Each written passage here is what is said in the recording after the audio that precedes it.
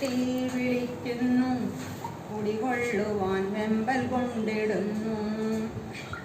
സടകുടഞ്ഞെഴുന്നേൽക്കാമൊരുങ്ങിടാം, രക്ഷകനാമീശോയ്ക്കിരിപ്പിടാമേകുവാൻ ഇവരും ക്രിസ്തുമസ് വേളയിലെങ്കിലും ഉല്ലസിച്ചിടുന്നു. നോമ്പു നോൽക്കുന്നു, പുൽക്കൂടൊരുക്കുന്നു, സുഹൃതങ്ങളാൽ നെയ്തൊരുക്കിയിടുന്നു പൊന്നൊടൊപ്പും ആഭരണങ്ങളും.